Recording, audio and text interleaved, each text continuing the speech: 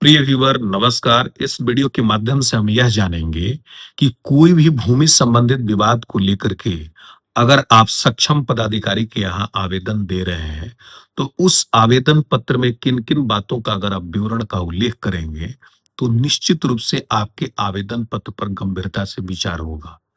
आवेदन पत्र में यह आवश्यक होता है कि कुछ विवरण जो है वह नियम के अनुरूप आप आवश्यक रूप से प्रस्तुत करें, ताकि आपके जो आवेदन पत्र की जो सत्यता है वह दिखाई भी दे और उस पर गंभीरता पूर्वक विचार किया जा सके।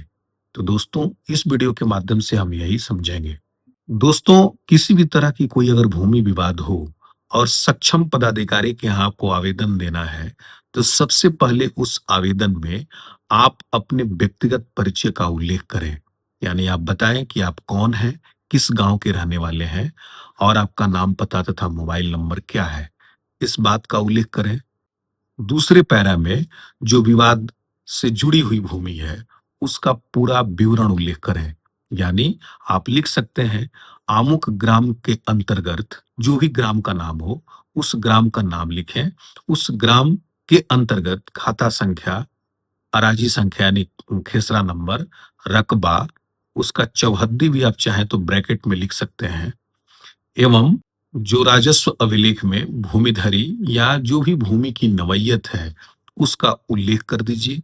उल्लेख करने के बाद से अब आप अगले पैरा में आप यह लिखें कि यह जो भूमि है, वह किस रूप में विवादित है।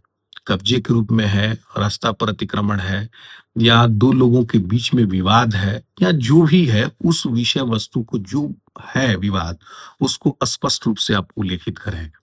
इन सारे तथ्यों के उल्लेखित करने के बाद से आप अंत में अपेक्षा करें कि किस तरह की घटनाएं हो सकती हैं।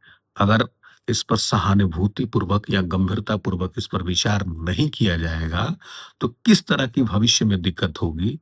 यानी जान माल का नुकसान होगा या अन्य किस तरीके का यहाँ बात हो सकता है, इसका भी आप उसमें उल्लेख कर दीजिए। तत्पश्चात आप अंत में इस बात को जरूर लिखिए कि स्वयं इसका स्थलीय और अभिलेखीय निरीक्षण किया जाए और इस पर सहानुभूति पूर्वक विचार करके नियमानुसार कार्रवाई किया जाए। नीचे जो है आवेदक यानी जो प्रार्थी है, उसका पूरा विवरण आप लिख दें और मोबाइल नंबर का मेंशन करें। जिन तथ्यों का उल्लेख आपने अपने प्रार्थना पत्र या शिकायती प्रार्थना पत्र में किया है, उन सारे तथ्यों के दस्तावेज की छाया प्रति इस प्रार्थना पत्र के साथ आप इनक्लोज करें, अनुलग्नक के रूप में लगाएं। लगाने के बाद आप इसे डाक के माध्यम से या स्वयं जाकर के आप दे सकते हैं।